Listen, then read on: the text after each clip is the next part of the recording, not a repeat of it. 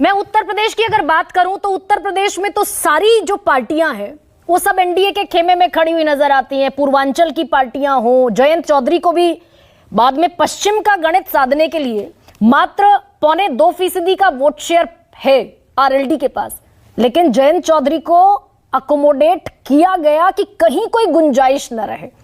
और इधर इंडिया में मात्र कांग्रेस और एसपी खड़े हुए नजर आते हैं। एसपी के पास 5 सीटें, कांग्रेस के पास ले देकर 1 सीट। तो ये लड़ाई 79 के आंकड़े तक कैसे पहुंचा देते हैं अखिलेश यादव? देखिए, अखिलेश यादव जी ने एक और चीज जो की है वो ये है कि उन्होंने करीब 20 टिकट ऐसी जातियों के प्रतिनिधियों को दिए हैं जिनका इसके पहले वो उनके यहाँ रिप्रेजेंटेशन नहीं था और उनका सारा वोट बीजेपी में जाता था। वो है कुर्मी जाति के लोग और निषाद जाति के लोग और कहीं कहीं मौर्य जाति। इनके पिछड़ी जातियों में सबसे बड़ी संख्या है। अब इन्होंने अपने आधारभूत ढांचे में से यादव जो सीटें थी उनमें से इनको शेयर की। उसने इस चुनाव को हर सीट पे लोकल कर दिया। निश्चित तौर पर इस चुनाव में राम मंदिर उस तरह से महत्वपूर्ण उत्तर प्रदेश में दिख रहा है और मोदी जी का करिश्मा, तो ये चुनाव बड़ी आसानी से लोकल। और इस तरह का जब उन्होंने ये प्रयोग किया जिसमें करीब 2 पिछड़ी जातियां, 1 मुसलमान और यादव आप कह सकते हो 6 पक्के तौर पर जुड़ गया, बहुत सारी सीटें ऐसी हो गई उन्होंने बीजेपी का सारा आधारभूत ढांचा ही डगमगा दिया।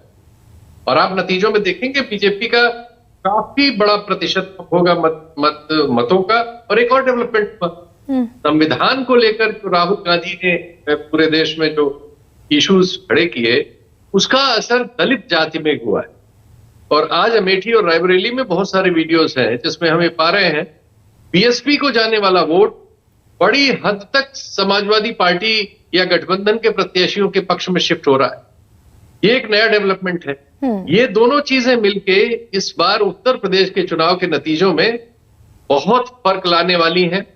प्रतिशत मतों के प्रतिशत में तो बिल्कुल साफ साफ वो दिखाई देगा। तो शीतल जी, ये माना जाए क्या कि मायावती, जिनको उत्तर प्रदेश में एक तीसरा सबसे मजबूत फैक्टर माना जा रहा था कि त्रिकोणीय हो गया, पहले एक आपको याद होगा कि इंडिया गठबंधन में आने की बड़ी खबरें थी, मायावती इंडिया में आ जाएंगी, इंडिया में आ जाएंगी। मायावती ने अकेले लड़ने का ऐलान कर दिया, तो इसे खतरा माना गया इंडिया ब्लॉक के लिए कि त्रिकोणीय हो गया चुनाव। और अगर मायावती ने वोट काटा तो वो ज्यादातर वोट कटेगा समाजवादी पार्टी का।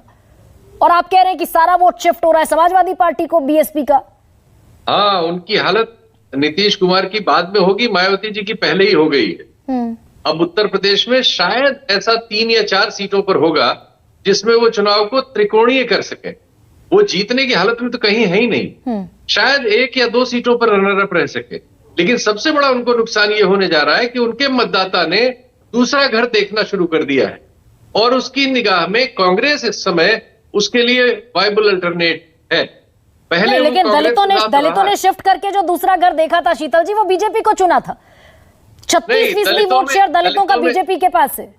नहीं, वो दलितों में कई सेक्शंस हैं, कुछ सेक्शंस बीजेपी के पास गए थे, नॉन जाटव जैसे कहते हैं। जैसे पिछड़ों में नॉन यादव गए थे वैसे दलितों में नॉन जाटव गए। हाँ। लेकिन अब जो शिफ्ट हो रहा है, जो उत्तर प्रदेश में इधर हम मध्य और बाकी अवध और पूर्वांचल में देख रहे हैं, इसमें वो जो जाटव बेस उनका है वो टूट रहा है। और आज देखिए कौशाम्बी में इसी में से एक समाज के लोगों पर बीजेपी के लोगों ने हमला कर दिया है।